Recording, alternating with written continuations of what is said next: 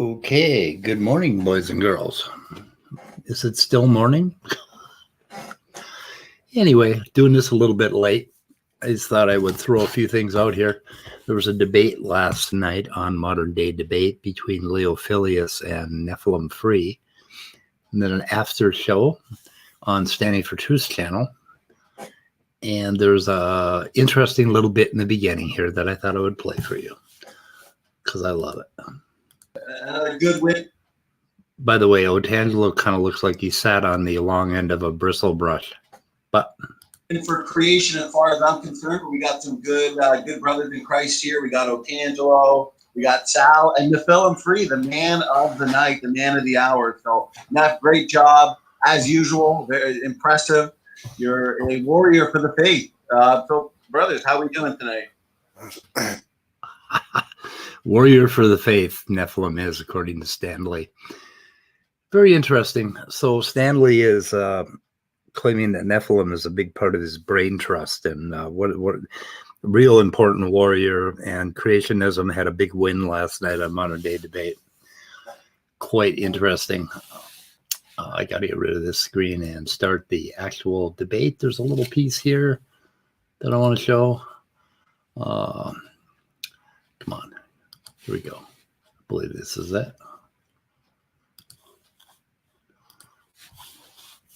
Yes. Okay. So Nephilim in the beginning did a Gallup, and he ran through about 20 papers. And I was trying to screenshot them so that, I could painstakingly type them in. He claimed he would provide links.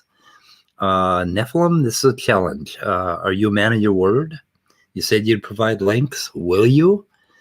Can I count on you to give me a big, long list of all of these papers that you link? So anyway, I just picked one of them. And during the debate, I went ahead and I did like 10 or 15 minutes of work. And then I did about another hour and a half of work today to look at this claim. He didn't make a big deal of it. He was going through papers so quickly and saying, oh, this is, fighting for creationism, over and over again. Yeah, it's morning somewhere. I think it's morning where Manny is. Kind of morning. Anyway, so yeah, lying for Christ is what they're doing. So Stanley has poked me over and over again. And then when I try to have a conversation with Stanley, he fails to show up. He starts an email stream. He never responds. And then he says, oh, we want to do a debate on my channel, or a debate on Modern Day Debate. And he's kind of pulling that with Walker. So Walker's probably going to debate him on MDD, on Neanderthals. But the reason that Stanley doesn't want to talk to me and have conversations with me is because he knows he's going to embarrass himself. So he wants to have a debate instead, so he can do what Neph did last night, go through the Gallup and come up with bullshit like this paper. An autopodial-like pattern of Hawk's expression in the fins of basal actinopterygian fish, which are fin rays. Those actually, I think it's a sarcopterygian fish that is a paddlefish, but I'm not sure what they got here. Anyway, so they found out that they have always looked at Tiktaalik, and further fossils have always had fingers developed, and that's autopodia. So it's called autopodium, your fingers. There's zygopodium, which would be, in between. And what is the other one? Oh, I forgot just now. Anyway, the different areas of your limb and different areas of limb development. So they always thought that the autopodia developed later, around the time that limbs started to develop from fins. And they found out, but they were looking at zebrafish, and they started looking at paddlefish instead. And they found out that paddlefish had this Hawk's D expression. They had a finger-like development of some of the bones in paddlefish. And it was a surprise. And this paper was from 2007. And if you look at fin to limb development, a lot of the work was done in the 90s and early before 2007. And the theory was that fingers developed later on. They did not develop from fin rays, the little lines in the fin of a fish. One would think, oh, those are going to develop into fingers, but that is not what happened. They actually lost those rays, and an entirely different development formed the fingers. So the autopodium. Now they found out that it happened in paddlefish, and that's an extant species, and so they could study it. And so this was a big win for understanding the development, early development of fingers. Okay. But Neph says in this paper, the authors state that the genetic potential for the development of limbs with digits exists in paddlefish, but not for zebrafish, which supposedly evolved later. And it's like, what? Zebrafish and paddlefish are both extant species right now. Okay, when they evolved yesterday. Things don't it reveals a little problem in Nephilim's thinking about how phylogeny works, but we can illustrate that a little bit later. It means the genetic tools for such development seem to have been present in fish long before the actual feature appeared. Instead of an organism evolving changes to fins toward limbs as the genetic tools to do so evolved.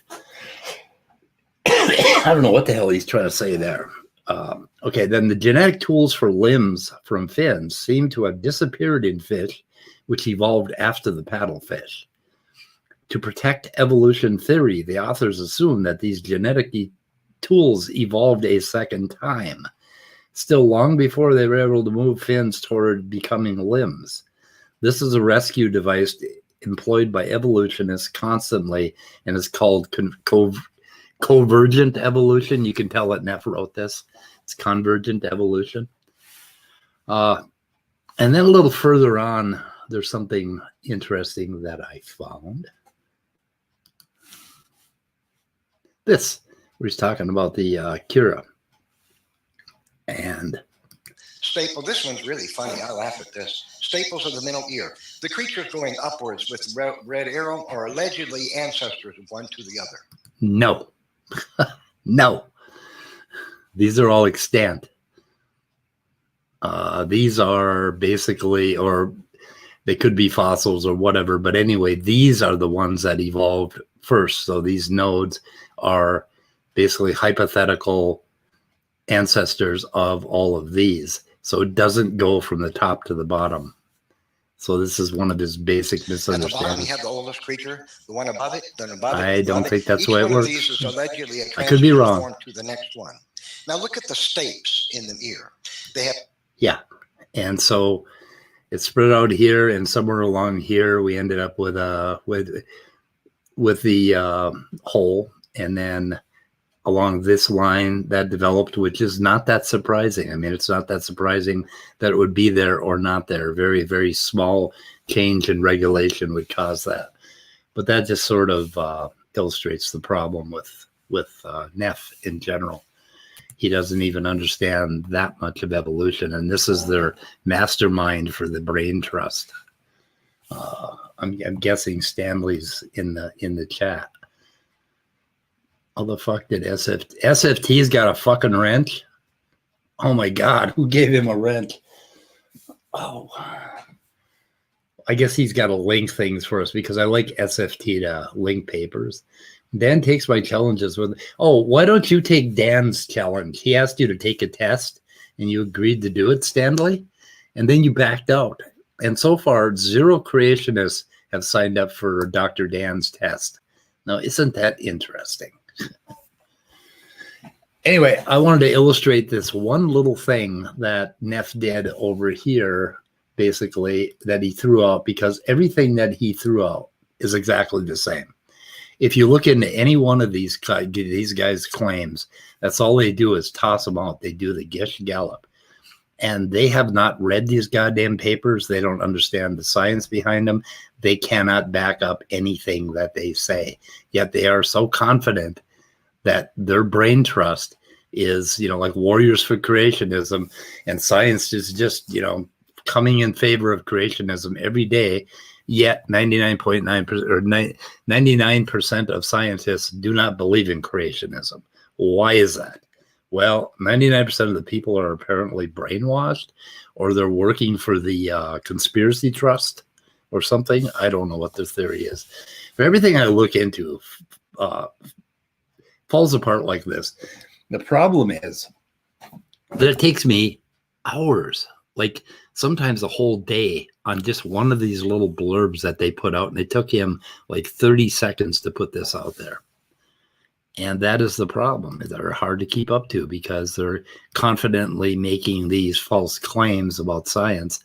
They are probably being lied to by their source material, which is usually at icrcreation.com or whatever. And that is a problem. So I don't know if you can see this very well, and I can't make it any bigger. I don't know how to make this particular software that's displaying this.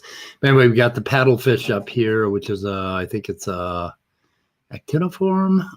No, it is a, let me see, coelacanth. Okay, there's tetrapods.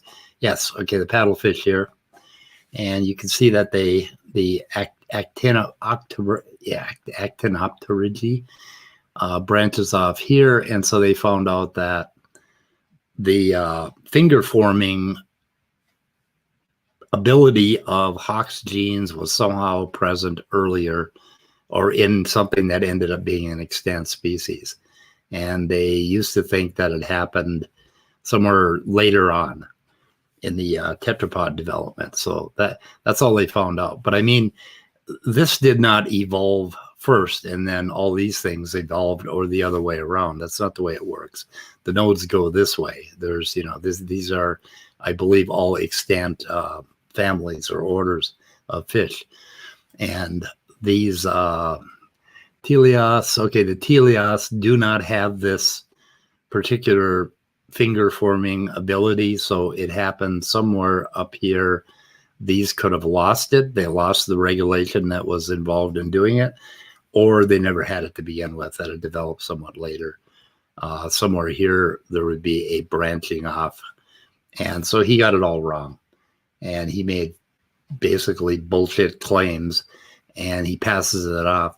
But he made around 30 claims during that debate, and we would have to investigate every single one of them. So that is the problem. So anyway, I wanted to point that out. What else did I have? I thought I had another illustration somewhere. I don't know. Anyway, fins to limbs is very interesting. I think it's something that we're going to be getting into, and something I'd like to see you guys back up your shit. You always ask, I'm assuming, Stanley, can you answer me in chat? Do you not believe that fins, or that something with fin-like appendages evolved into something with tetrapod limbs, with feet and arms and, legs and shit like that? I mean, I'm guessing you creationists deny that, because that would be, putting the fish kind in with the dog kind. So I'm guessing you don't. But atheist uncle, I argue with every holiday dinner, but my 4-year-old daughter could possibly out-debate you. I don't think so. Out-debate you. Yeah, but how about out-converse, Stanley? I've asked you to come in for a conversation about this stuff. Maybe we could talk about tetrapod limbs. You can have your debate with Walker on Neanderthals, but later we should have a conversation about Neanderthals to see if you can back up any of your Gish Gallop in your debates. You are damn good at this. You are the ShamWow salesman of creationism, and you just put the shit out there. And I'm guessing that you don't think any deeper than what you find in Answers in Genesis and Institute for Creation Research, and what Tompkins and Sanford are pushing down your throat.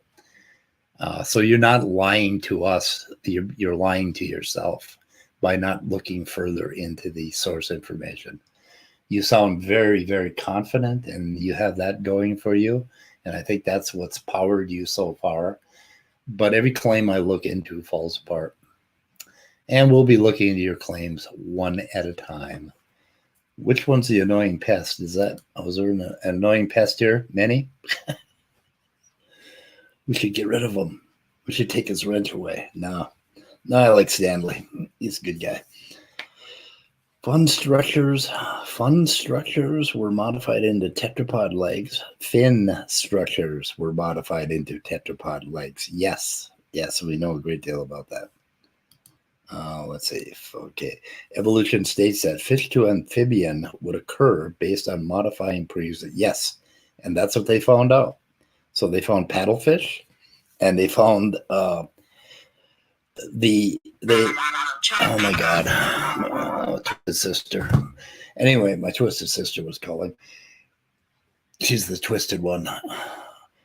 What the hell was I just saying? So for a long time, they've known a great deal about the shoulder girdle, the arm, and the forearm part of the development. And they did not think that they thought that the fingers popped up somewhere in the Tiktaalik line and that we would have to look for fossil evidence. What they instead found is that they're in paddlefish, that there are remnants or, basically parts of it already are in an extant species, and we can study it that way. So I hope I made that clear. And that's what we found out. And Neph's claims that he made are all just complete bullshit. They didn't say anything about something evolving a second time or anything like that. They have a nice little diagram on the paper. Where do I have the paper? Do I have the paper up? Let me see here. Shubin. So we have Shubin PDF. Do I have Shubin PDF? I do not have the PDF up. So let me see here. Downloads.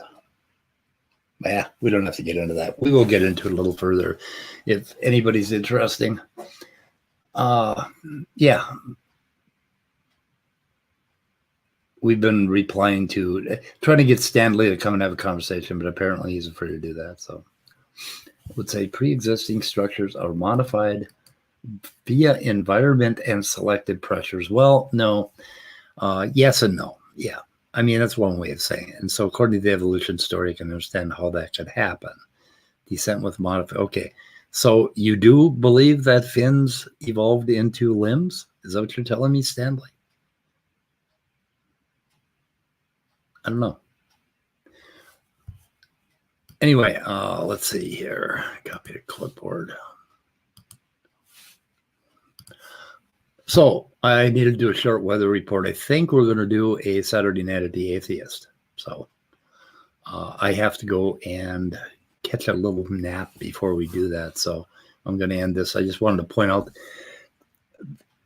this constant, I mean, it surprises me how quickly each of their claims fall apart when you actually get a link. When you actually go and look at the paper and you start reading the paper, you start analyzing what they say, and you find out that he doesn't even understand phylogenies.